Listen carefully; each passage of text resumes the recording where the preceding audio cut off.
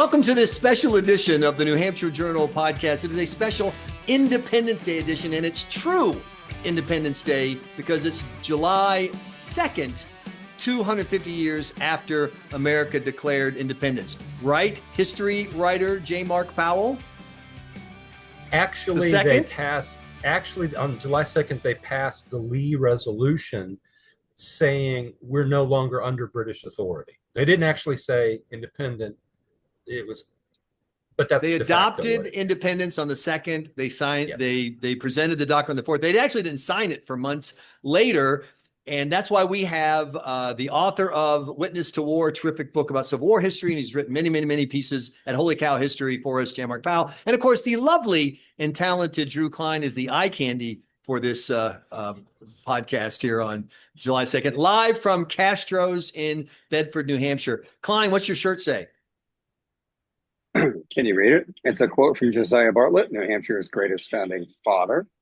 I can't read it, so you're going to have to. If we disregard the blessings of liberty, we are unworthy to enjoy them. Josiah Bartlett, of course, Drew Cline is the president of the Josiah Bartlett Center for Public Policy. And we're going to ask you about Josiah Bartlett, about the revolution, et cetera. But I just wanted to start off by saying, does this country rock or what? I have just. I was blowing off the 250 thing because whatever, it's marketing party, whatever. The thing going down in DC where they're having this great American fair, and you look at the crowds, and it's smaller than the crowds that saw me do stand-up comedy in Norfolk, Nebraska. But then I have to confess, guys, I have caught the fever. The last few days I wake up every day and go, how lucky am I to live in this bleeping country? And I have 1,001 reasons, but the number one of which is you can be totally politically obsessed, and the chances of being thrown in jail are minimal. So that's one of the things I celebrate. Cline, what do you celebrate about the fact that you're an American here in 250? Yeah, that's it. So, I think we'll get to, in a minute, we'll get to talking about our favorite founding fathers. Right. But one of the things that I think we can attribute to Thomas Jefferson is the understanding that the revolution was necessary for two reasons, not just the one. One was to create self-government. And Jefferson used that phrase self-government a lot, meaning we, the people, get to decide. We don't need aristocrats or kings. We're not subjects. We govern ourselves. And the other that Jefferson, more than anybody else, understood was self-invention. That's what the pursuit of happiness really means. In America, more than any other place on earth, the only place on earth at the time, you could create yourself. You could become, no matter what your station was in life, you could become what you were destined to become, what you wanted to become, and pursue happiness however you wanted. And that's the true promise of America, and that's what I think we should all celebrate. Powell, why are you proud to be an American in 2026? I'm proud to be an American because I get to eat wonderful things like hot dogs and fried chicken and barbecue. I don't have to eat snails or raw fish or other things. Ground chickpeas. Birthright. I shameless self-promotion time. My fifth great grandfather, Charles Powell, was in the Revolution. He was at Valley Forge. Oh, and excellent. On a serious note, he and the tens of thousands of other guys who really suffered made it possible for us to sit here and have this conversation without worrying about a knock on the door at midnight tonight because we said the wrong thing. So I win the bet. I predict it would be less than a minute before Powell rubbed into my face he's enjoying barbecue in South Carolina, where he's coming to us from. In fact, he has Sheely's barbecue in his room right now, and I just want to reach through the screen and eat it. One of the things people talk about the plenty that we have, and I know it annoys the Euroweenies who have to set their air conditioning at 78 degrees. Oh, wait, that's New Yorkers, but whatever. And it annoys other residents. You're just proud to be rich. But we're not rich by accident, right? I mean, come on. Venezuela has tons of great stuff and oil and topography. And Europe has those vast areas where you can just grain just grows when you drop it on the ground. And yet somehow we are the most amazing country on the planet because, in my opinion, of our ideas. Our ideas work. I love it when people, Drew Cline, call this the American experiment. I think that's absolutely right. And so far, we're off the charts. Yeah, in New Hampshire in the 1770s, they were going over independence and they were going back and forth. And one of the letters that was written to the New Hampshire Gazette from some loyalists in Portsmouth, there's all these reasons why we shouldn't vote for independence.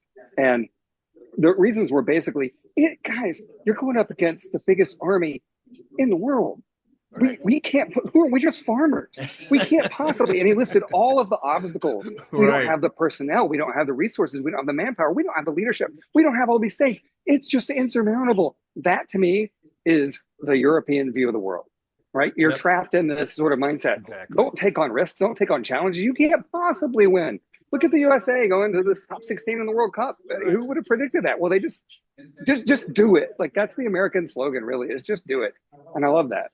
And Europe doesn't get it. We're free, and that freedom to invent yourself, to take risks, to take gambles, to not believe anybody else, and just do what you want and believe in yourself is the American dream. Michael, may I just pick up on something Drew just said? Sure.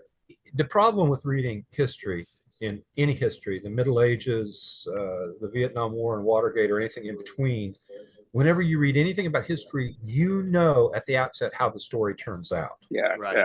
They don't know as they're living it. And to echo what Drew just said, it was utterly absurd. These backwater colonies taking on a superpower, a global super. It would be like Belgium declaring war on the United States. And they pulled it off. And I don't think anybody was more stunned than they were. So I'm trying to figure out what am I most offended by? They were happy, they were glad, but they were still like, we did it? Am I more offended by being compared to the Belge or by having Drew Cline invoke soccer in a program about America? They're both so offensive. I don't know where to go. So let's go to this question. Come on. Look, one day the U.S. is going to dominate the World Cup, and you'll be sorry you said that. I will not be sorry. I will never. It'll be like if we one day dominate. What's the thing with the brooms and the ice? What's that dumb sport? Luge? What is it? The Canadians. The rock. I just hope curling. Curling. I just hope I'll be deep in the cold ground the day that day comes. I'll be deep in the cold ground before I recognize Missouri. Anyway, there's your Simpsons reference for the day. So I need your favorite and least favorite founders. We'll go around with the favorites and we'll go around with the least favorite. My favorite founder, without a doubt, is Sam Adams. And I love Sam Adams because if I had been in the founding era, I'd have been hanging out with him. Because in my opinion, you had two kinds of founders. You had builders like Alexander Hamilton and George Washington, and you had breakers. And Sam Adams was the leader of the breakers. I found this interesting. I was doing some reading about him, preparing for this, and he rarely carried a weapon. Like, he was just not interested in fighting. The other guys like John Adams wanted to go fight, and Hamilton wanted to go fight. He's like, no, I want to argue. I want to yell. I want to cause trouble by annoying you. He was the most annoying presence. Why are you all looking at me like that? Yes, okay, so he's my guy. That's what I'm saying. I go for Sam Adams. He did not invent beer. The beer was named by Jim Cook in Boston in honor of Sam Adams. He says he was a brewer. There's no evidence that he ever made more than a homemade brew just for around the house. But for being the guy who made the arguments that led to the need to fight this fight, who pushed people with words and with arguments and with annoyance, he's my favorite founder. J. Mark Powell, yours. Are we doing we're doing favorites first and then favorites first? Yes. Okay, I've got a two for my two favorites are the one I respect and the one I would love to have hung out with. Okay. Beyond a doubt, Washington. No, the revolution would not have happened without Washington. Only a mediocre general at best. Let's be honest. About the only victory he only won by himself was when he knocked off a couple of hundred drunk, hungover Germans. Okay, every other victory somebody else was involved in. Frankly, saved his bacon. As a inspiring moral leader, principled leader, who held it all together and realized somebody's got to be in this role. It will be me, right? We can never repay him for that. He's not the kind of guy you wanted to hang out with, When they had the Constitutional Convention in Philadelphia in 1786, he was the president of that convention. And during a recess, one of the delegates went up and threw his arm around Washington's shoulder and said the 1786 version of, "Hey, George, how's it going?" And the room turned into instant icicles, and everybody said the stare Washington gave him. But he wasn't a guy. So my favorite, most fun one to hang out with was by far Ben Franklin. That would absolutely. be just, sitting back over with a cigar and a glass of Madeira and talking about anything under the sun thoughtfully, intelligently, and wittily and charmingly. And he was a chick magnet. How the heck, Drew Cline, was Ben Franklin a chick magnet? But it was true. Ben Franklin was short and ugly and charming as all get out. Nobody could resist Ben Franklin's charms, and that's how he wound up being such a babe magnet. So I have to agree with J. Mark Powell. Washington is without a doubt the greatest founder. For multiple reasons, all of the ones he laid out, but his courage was absolutely essential. We don't get the victories without it. Washington blended all of these different traits in one person that normally don't go into one person. Right. The courage, the valor, the wisdom, not a genius the way Hamilton and Adams and Franklin were, but was smart enough to know that he needed them and he needed to listen to all sides. And his cabinet meetings were his great team of rivals, so to speak, where he'd bring people in, did that with the war. And he listened, and then he ultimately made a decision. And when he made the decision, he stuck with it. And he took in all this information, and he learned that he didn't have to win all these battles. He figured out the strategy that would allow us to win the war in a way that probably any other general in the Revolutionary era in the Americas would never have figured that out. He did. So militarily, we needed him. But I think he also had the diplomatic skills, truly extraordinary diplomatic skills, to be able to, this is the reason why Adams wanted him, to hold the country together during the war, after the war, and during the early republic. So I think he's my favorite, even though ideologically, politically, I'd probably lean towards the other Virginians. So my other one that I admire most is Madison. I don't think we give Madison nearly enough credit. He has no statue in Washington, D.C. James Madison needs a statue, for crying out loud. And I wouldn't wait. He has one. He's just so tiny you can't see it. You have to look for it. A ficus grew in front of it. Because James Madison was, I believe, 3 feet 2 inches tall. I'm just from memory, but I think I got that right. Little Jamie was his his nickname. Madison, and I wouldn't be opposed to fudging on that statue and making him 5'8", you know. But Madison lifts. Lift feet up. Yeah. But I think Madison. So Jefferson, we needed Jefferson's loftiness. Now Jefferson spent his whole life in the clouds, theorizing and thinking about ideals, and we needed that. That without that, we don't get the pursuit of happiness. We don't get the Declaration's flourishes. But Madison pulled Jefferson down to earth, and he was the practicality that we needed.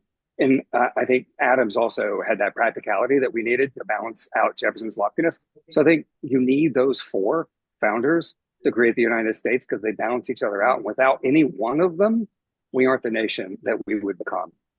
Okay, so a couple of things. One is Washington is nobody's favorite founder because there's just not enough apparent humanity that we can connect to be a favorite. You admire, you give him all the credit, but no favor. So I was annoyed that you guys picked 2, but then we didn't really pick 2. You picked 1. He's nobody's favorite. Nobody likes him. There's a famous story of Mark might know this better than I. There's a famous story of he's playing cards and drinking, and one of his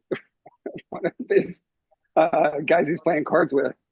Do you remember the story, Mark? He either tells a gaudy fart joke, or he actually farts really loudly. I can't remember which one. And Washington dies laughing so hard he has to pause the game. So he did have some humanity to it. But he also did. When he takes command of the army in Boston in 1775, he's riding through, not on the first day, but early on. Right. And you got to remember, he's a big man. He's over 6 foot tall, which is remarkable at that time, and strong as an axe, physically. That too. And he sees 2 soldiers fighting, and their officers are telling him to quit. And he's riding by and just leaps off his horse and reaches out and grabs each one by the neck and lifts them up and shakes them till their teeth rattle. And they said he cussed them both like a sailor, just cussed a blue streak. And boy, did that impress everybody. He's Captain America. I agree. Nobody loves Captain America. They all love Iron Man and Hulk, whatever. So now, but Drew Cline did me the service of opening the door for the least favorite founder, because it's not even close. My most hated founder is Thomas Jefferson. And no, you Hamilton, the musical nuts It's not because of that. I've hated him from the time I figured out that if he could have, he would have had America side with the revolutionaries in France during the horrific era of the French Revolution, which was everything wrong about revolution. It was the reason why people in New Hampshire were writing letters saying, please don't have a revolution. It's the reason why smart people like John Adams were reluctant to end a revolution. All of the horrible desire to unleash the animal spirits and to, to let reason be overcome by these theoretically more powerful Platonic forces. Plus, he was a jerk as a guy. Like he didn't pay his bills and he, ran around, and his political stratagem was, I'm never going to get in a political fight. I'm going to send other people to stab you in the back. Then I'll step on your open wounds. So I hate Thomas Jefferson, J. Mark Powell. Well, you took the words right out of my mouth, because he's number 2 on my hate list.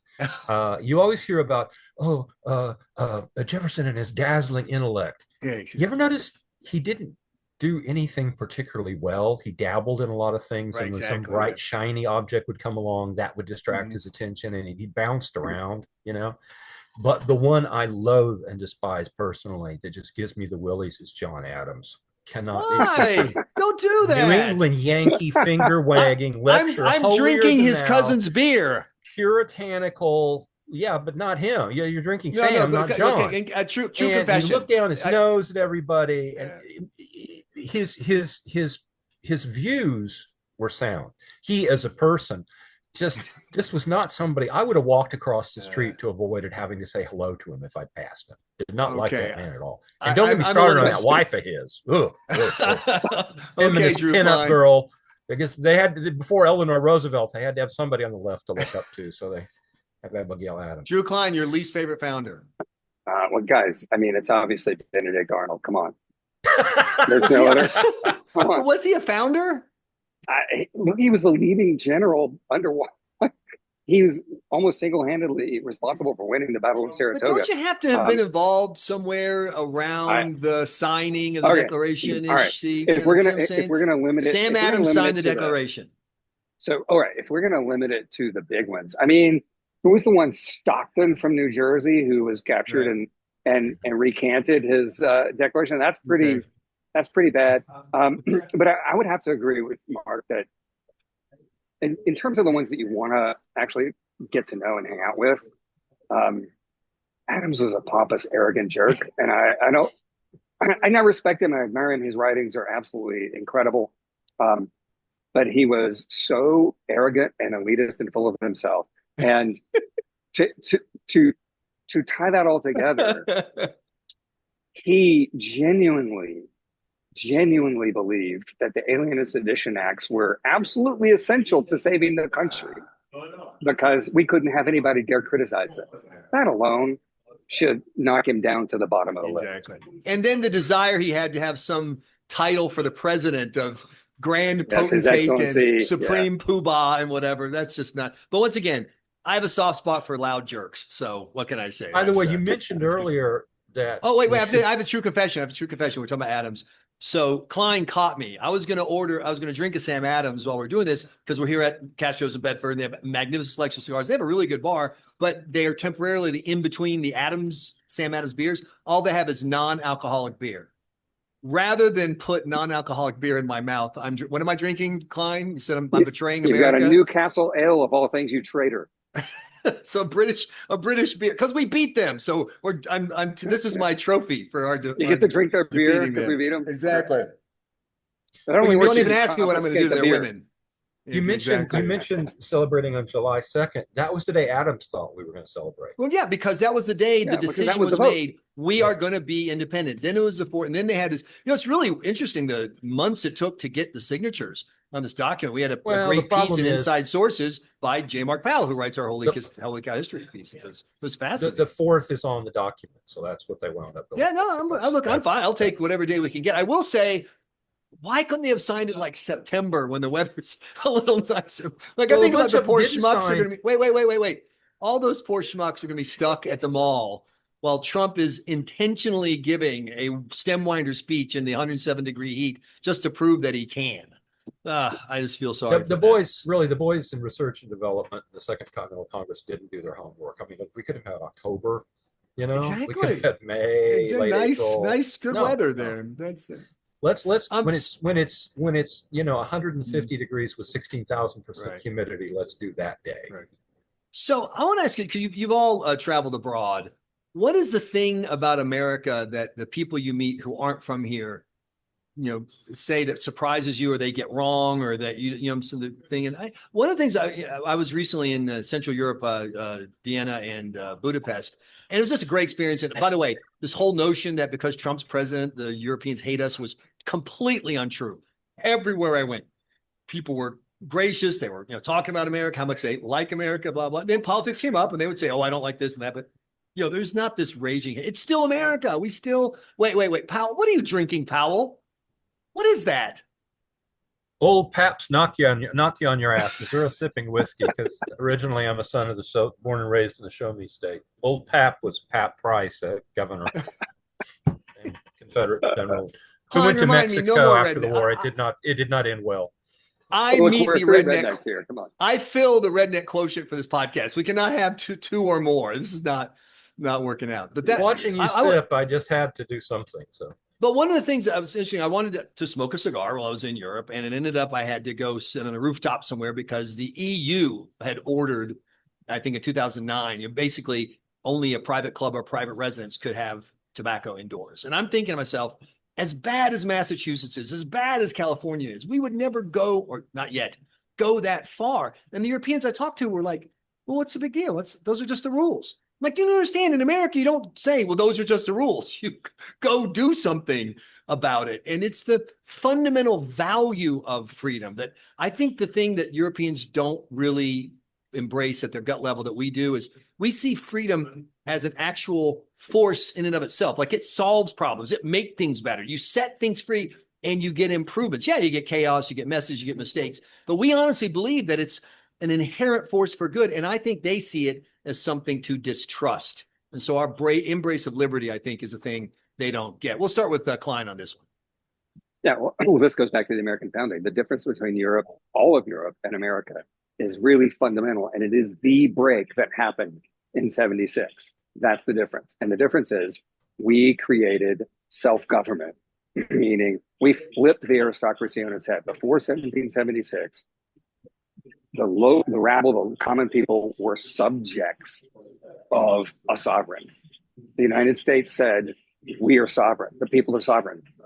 All bases of power comes from us, not the other way around. Europe to this day has not internalized that. And I'm not exaggerating. They do not understand. They just accept, well, those are just the rules, right? Well, the government makes the rules. We are subject to the rules the government says. And Americans say, oh, hell no, we're the government. We tell them what to do. They don't tell us what to do. And that is the break. And England, the English used to believe that to more of a degree than they do now, which is like astonishing. The fact that you can get thrown in jail for a tweet in England, Americans would never stand for that. That is the fundamental difference. And that freedom creates our wealth. And the other thing that Europeans, I lived in London for a while after college. I knew English people who would vacation in Florida. And I was really confused. I was like, but you have the French Riviera right there. It's cheaper. Why in the world would you go to Florida? And they were like, because it's Florida. Like, there's so much stuff there. The beaches are amazing, and there's like all this food and the sheer abundance of it. Disney World, like they were amazed by Florida. And we look at Florida and go, Florida, man, come on, what are you talking about? That's like one of our trashy states. And they were like, but it's so full of like, it's amazing. And that gives you a perspective. Like, they don't understand. They can hardly comprehend those memes on the internet, like the European man can't comprehend this. Exactly. They're real. They don't understand like how rich we are. Powell, I know you've been to the former Soviet Union, and you've had many encounters with people from off, as we would say. What do you think they don't get about America? You can read all about it in my upcoming book. I Got Lucky in Leningrad. But, no, but seriously, I did spend 3 weeks there, and kind of touching again on something Drew said. I have this belief that you've never really visited a country till you spent time in someone's home there. You know, you look at Europeans, they fly into New York, they go down to Washington, D.C. Maybe they go to Disney World in Florida. They go home and they've seen America and they haven't seen us at all. And the same is true with them, right? But speaking of the USSR, I'm having dinner with this family in their home one evening. And this guy says very authoritatively, he said, yes, you know, there's more crime committed in the United States on July 4th than any other day of the year. I said, what? He goes, yes, while you're out every night, while you guys are out every year at night for fireworks, criminals go through and rob you blind. And I'm like, I've never met anyone who's been robbed. I'm sure statistically it happens, but that was old Soviet propaganda. But he was totally serious, very adamant about that. By the way, I preferred the sequel to your book. I got an STD in Sevastopol. St. Petersburg. So it was, St. Peter or St. Petersburg, yeah. By the way, negative things about us also transpire. We're having dinner. We're having dinner. I guess it was dessert, right? And we had watermelon. And this one guy, very innocently and naively, says, hey, Powell, look. And he holds up a slice of watermelon. He goes, quote, I am Negro. And I about went,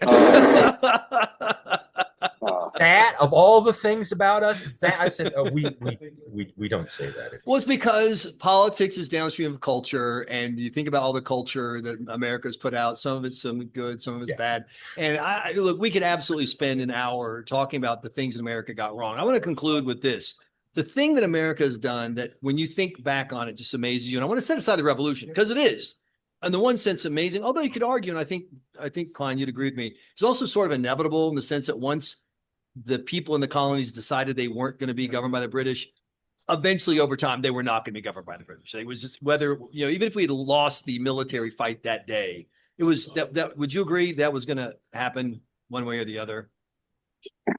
I hate to say that things are inevitable.